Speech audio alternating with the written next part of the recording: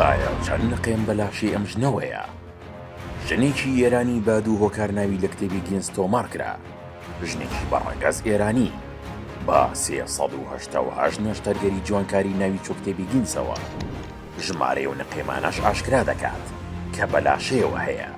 خۆشی دەڵێت چکە لە جوانکاریەکانی بەهۆیەکی دیکە لە جیهاندایەکەمە. ئەم ژنە ناوی ئاناهیتایە، خەڵکی وڵاتی ئێرانە. باز لە هۆکار و وردەکاری نەشتەرگەریە زۆرەکانی دەکات. خۆی دەڵێت تا ئێستا 388 جار نەشتەرگەری جوانکاری ئەنجام داوە.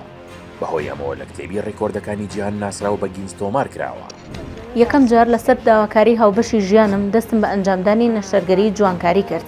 کاتێک ئەو داوای کرد شێوازی لوتم بگۆڕم، بەڵام دوای یەکەم نەشتەرگەری تووشی نەخۆشی ڕاڕایی بوو.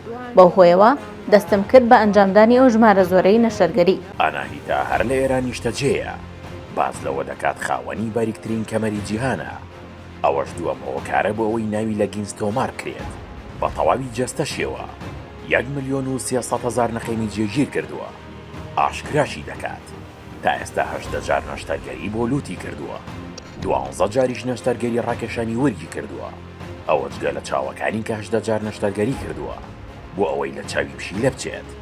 خۆی دەڵێت بەهۆی ئەو نەشتەرگەریە زۆرانەی بۆی کراوە. چیتر پزیشکەکان ناتوانن نەشتەرگەری دیکەی بۆ بکەن.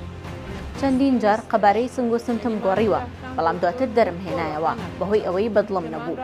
ئێستاش زۆر حەزم لەوەیە کە بەشێک لە پاراستۆکانم دەربکەم تا کەمەرم باریکتر لەوەی کە هەیە دەربکەوێت.